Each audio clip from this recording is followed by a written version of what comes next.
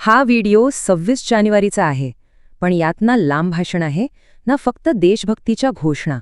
हा व्हिडिओ आहे 2026 मध्ये शेतीत नफा वाचवणारे 7 संकल्प याबद्दल. 26 जानेवारी आली की आपण झेंडा लावतो, भाषण ऐकतो. पण खरं सांगू का, दरवर्षी आपण तेच करतो. पण शेतीत आपली परिस्थिती बदलते का? आज 2026 साठी शेतकरी म्हणून 7 बदल जे तुमच्या शेतात दिसले पाहिजेत. हे संकल्प मोठ्या गोष्टी नाहीत, पण जे शेतकरी आज करतो तो सुद्धा टिकतो. तर मग चला, हे 7 संकल्प नेमके काय आहेत ते एक एक करून समजून घेऊया. पण हो, त्याआधी आजची खरी परिस्थिती काय आहे ते बघणं महत्त्वाचं आहे.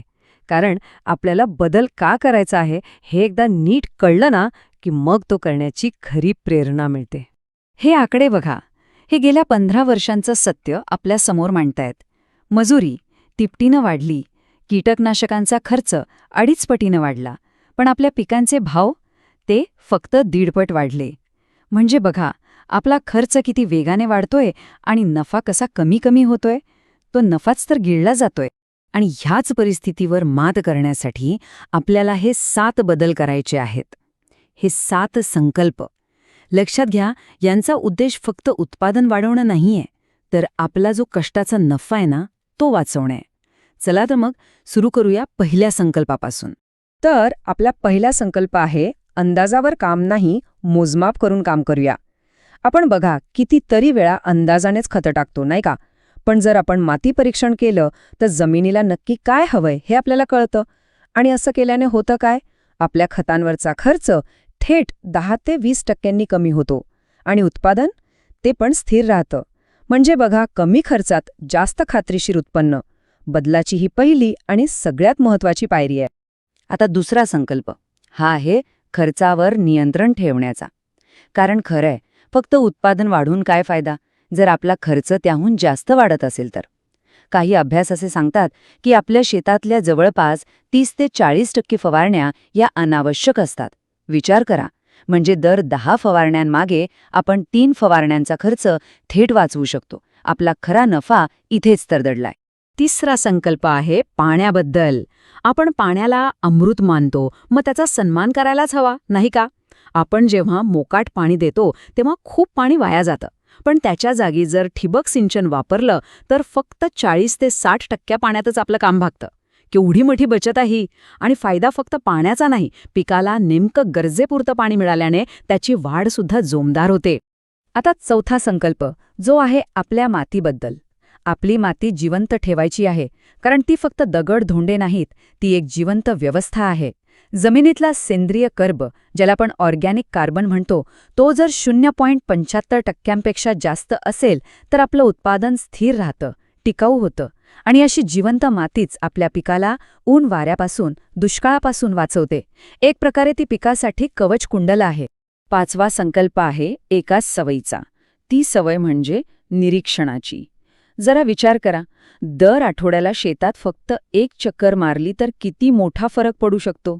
जर एखादी कीड किंवा रोग आपल्याला सुरुवातीलाच दिसला तर आपलं नुकसान फक्त 5-10% थांबतं. पण जर आपलं दुर्लक्ष झालं तर हेच नुकसान 25 ते 40% जाऊ शकतं. म्हणजे बघा, आपली 1 चक्कर आपला मोठा खर्च आणि मोठं नुकसान दोन्ही वाचवतं. सहावा संकल्प हा थोडा वेगळा आहे. तो म्हणजे फक्त शेतकरी नाही तर कृषी उद्योजक बना.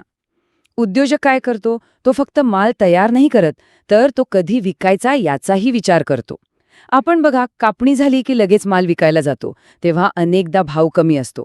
पण तोच माल जर आपण फक्त 15-30 दिवस थांबून बाजाराचा अंदाज घेऊन विकला तर आपल्याला 10 ते 25% जास्त दर मिळू शकतो. पीक तेच आहे, मेहनत तीच आहे, फक्त निर्णय वेगळा घेतला आणि आपला नफा वाढला. आणि आता 7वा आणि शेवटचा संकल्प, तो आहे सतत शिकत राहण्याचा. बघा, जग किती वेगाने बदलतंय, मग शेतीची पद्धत कशी मागे राहील? जो शेतकरी नवीन माहिती घेतो, नवीन तंत्रज्ञान वापरतो, तोच या बदलत्या हवामानाला तोंड देऊ शकतो. असा अपडेटेड शेतकरीच योग्य वेळी योग्य निर्णय घेतो आणि त्याची शेती जास्त मजबूत, जास्त टिकाऊ बनते.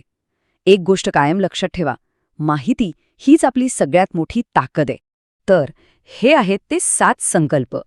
कदाचित वाटेल की हे छोटे छोटे बदल आहेत, पण जेव्हा हे सगळे एकत्र येतात ना, तेव्हा यांचा परिणाम खूप मोठा असतो.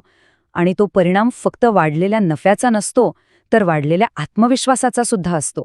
चला, एकदा पटकन बघूया की ह्या बदलांचा परिणाम काय होतो.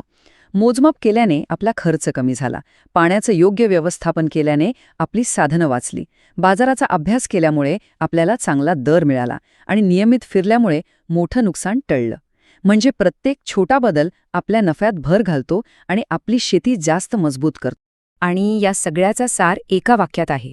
ते वाक्य म्हणजे उत्पादन वाढवणारा शेतकरी नाही, तर आपले निर्णय सुधारणारा शेतकरी टिकतो. आपली मेहनत तर आहेच, पण ती योग्य दिशेने लावण्यासाठी योग्य निर्णय घेणं हे सगळ्यात महत्त्वाचं आहे. म्हणून मग ह्या 26 जानेवारीला हा दिवस फक्त झेंडावंदनापुरता मर्यादित न ठेवता एक शेतकरी म्हणून स्वतःला आणि आपल्या शेतीला अजून मजबूत करण्याचा संकल्प करूया. कारण एक गोष्ट नक्की आहे, जेव्हा शेतकरी सक्षम होतो तेव्हा शेती मजबूत होते, आणि जेव्हा शेती मजबूत होते तेव्हाच आपलं राष्ट्र खऱ्या अर्थाने मजबूत होतं.